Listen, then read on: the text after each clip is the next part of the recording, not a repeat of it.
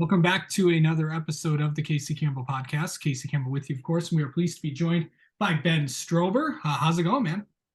It's going well. Just had work a little bit earlier today. Been doing a lot of homework for school, but other than that, it's been a good day. Good weather here in Maryland, so that's always a plus.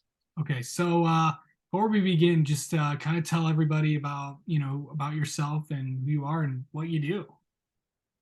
I'm a sophomore here at the University of Maryland. I've lived in Maryland my whole life, just about 20 miles away from here in a smaller town called Gaithersburg, Maryland.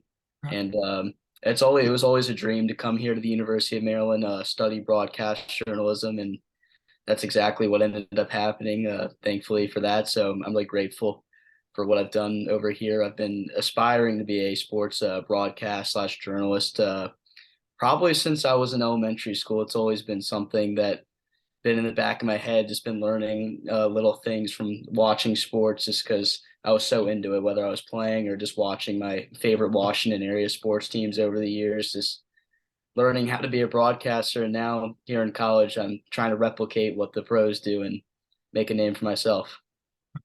So yeah, that was actually my next question. Yeah, how'd you get into all this? Just like what really just said, okay, this is what I want to do. I mean, I think my attention span was never always that good, no matter what I was doing, unless it was something involved with sports. I mean, it didn't really affect me too much in school. I did fine in school, but if I really wanted to focus on something, it was usually about sports. Whether it was in the evening, I'd be watching YouTube videos about sports. I've been reading sports in the newspaper for a very long time, just following, keeping up with teams, and I kind of just got interested in that stuff. And I remember just talking to my dad a lot when I was a younger kid and just asking him, how would I do something like this? And he kind of explained the whole concept of how this works. Yeah. And ever since then, I was kind of just working on doing things to get to this point. And then I didn't really start getting to do a lot of stuff until I was in high school. That's when I got to do more coverage stuff for the first time. But I Yeah. guess just studying it for such a long time gave me a little bit of advantage because I kind of had an idea of what I was supposed to do. So, kind of talk about just, did you like have any experience when you first like got into this? I don't know if you did anything in high school, but when you probably stepped into college and, wanted to do this and was like, what was it when you did it for the first time? Was it like, oh, geez, it's like, wow, I can't believe I'm actually doing this. Yeah, I mean, because in high school, the only really things I ever did is I wrote for the school's newspaper, Yeah. which, it was writing something I was familiar with doing my entire life, just in other school stuff. But I just kind of Um, translated that to sports writing, which I was good at the time. I had another internship with a smaller local newspaper where I would like live tweet games and stuff. So that's kind of an introduction into, covering games, covering a team a little bit.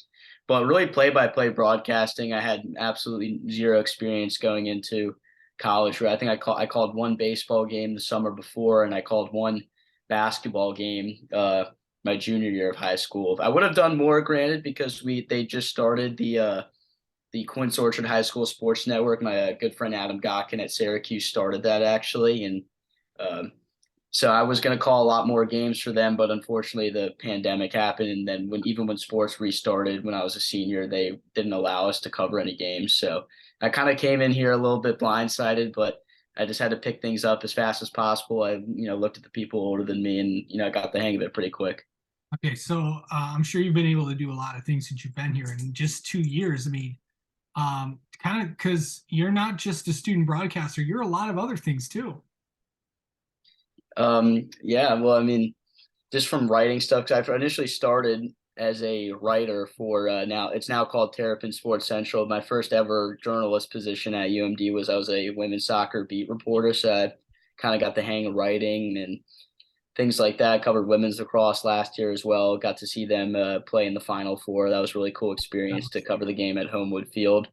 Um, but this year, when the student radio I work for, WMUC Sports, they had an opening for the editor in chief position. One of the older guys that was now the station director, his name's Aaron Arnstein. He told me he thought I should apply to be the editor just because I had experience in writing and kind of wanted to help revitalize the newspaper part of our of a radio station because I think in previous years we hadn't had it quite going. We didn't have it going as smoothly as we wanted to, but since I've taken over, I've just had complete control over the publication, editing stuff for people, publishing game stories, communicating with the beat writers, and it's been a lot of work, but it's helped me because I can definitely see how it's helped me become a better writer in my own stories and just learning from other people as well. It's always nice to get another perspective on how people write stories about sports. So some of the sports you've been able to call, just kind of just and what are some of the things that you've been able to call? So this past year is where I started to call a lot more stuff. Mostly football. Football, I called. I think it was 7 games this year for student radio, and including the Duke's Mayo Bowl in Charlotte. So that was really an awesome experience. I never expected to be calling big football games like that as a sophomore, but things just kind of worked out that way. But the other sports I've enjoyed calling here at Maryland, I think I've pretty much called just about everything. Except I've not called a women's soccer game. I've called men's soccer, men's basketball, women's basketball, field hockey, volleyball. Volleyball is definitely one of my favorites. So no, that was the first game I ever called was a volleyball game here. Women's lacrosse, men's lacrosse. So just about anything really. Okay, so what's your favorite sport to, call or that? So I think my favorite sport to call so far would definitely be football, and I'm transitioning more into baseball this year. I haven't done too many. I'm actually going to Ohio State this weekend to call the weekend series for Maryland Baseball Network, so that should be a lot of fun. Baseball is probably my favorite sport to cover as a whole. I've just always been a huge baseball guy growing up, watching almost every Nats game, and it's not so much fun to do anymore. But that I know I had to. 2000. 2010's decade was a lot of fun to watch baseball all Yes, the it time. was. So I'm definitely a connoisseur of the sport. Did you cry after 2019 there? I'm like, yeah. It's like, and then it's like, oh, this is where we are now. I cried when we won, and now we're here, and I don't really have any emotions anymore. Yeah, that's I'm a Mets fan, so that's Yeah. it's still there. But okay, so kind of okay, let's get the let's see how much you know about this with this weekend series coming up with Ohio State. Kind of talk about what have you kind of seen so far with this team this year with Maryland?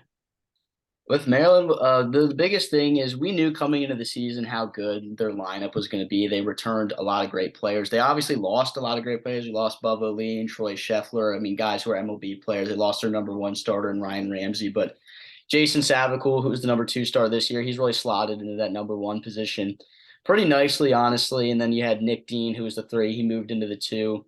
And now the third starter, it's been a little bit shaky. They kind of gone between Kyle McCoy, Nate Haberthier, and pitching has just been the biggest issue. And that's kind of what people expected this year is the bullpen has definitely been shaky. And it's definitely hurt them in some games. I mean, the offensive production, it's definitely been there. They've got what they've needed out of guys like Matt Shaw, Luke Schliger, Kevin Keister.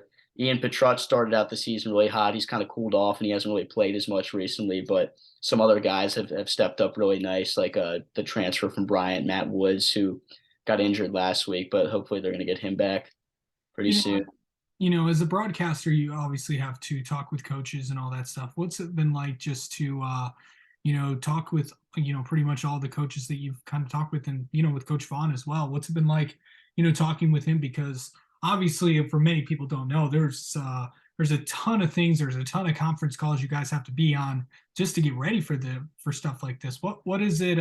What's it been like to just get ready and prepare for all that stuff? Well, talking to coaches has been really helpful because it really comes with building those personal relationships. That's how you kind of get the most information out of the coaches and players. Because oftentimes, if you're just talking to them the first time, they're a little bit more reluctant to saying stuff. Once you get to know them a little bit more personally, they get familiar with your face. That they'll try to tell you a little bit more how you feel, and really getting to know how they're feeling about a certain situation or what they're thinking going into the game. It's really important for the broadcast because you can kind of see the story playing out during the game. You talk to coach said, or like for example, I was talking to Vaughn before Maryland played Albany. And I said, what do you want out of Savicul today? It's your number one guy against a probably weaker opponent. I mean, what do you want? I said, we want him to eat innings. We're going to have him go as much as he can. And we saw him go out there and just mow down through 7 innings, and that was exactly what he asked for. He only had to go to the bullpen one time in the whole game to save some stuff for the rest of the series. So it's just stuff like that, the little things that you pick up talking to these coaches. You see it happen in the game, and you get to talk about it. Okay, so what's something that you've really improved at just with, just with this could be with broadcasting, this could be with writing.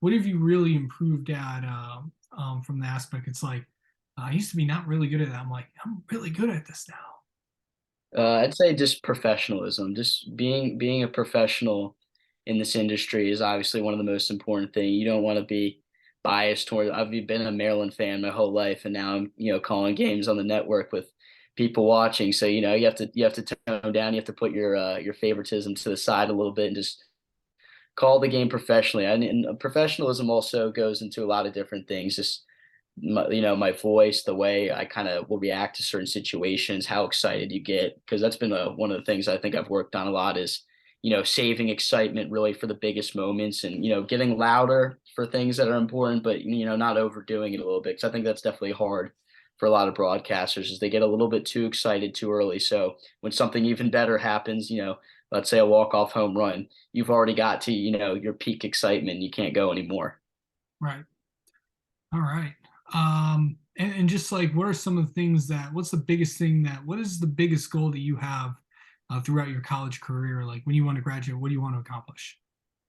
By the time I graduate, I'd say I want to accomplish is just improving myself as a journalist, as a broadcaster, and just kind of knowing and seeing myself how I've improved. I want to be able to go back to my first broadcast for my freshman year, compare it to my last one, my senior year, and I want it to sound completely different. I want to see in what ways I've grown. I want to establish connections with people, at my school, other broadcasters, other schools. I just want to, get my name out there into this journalism industry as best as I can.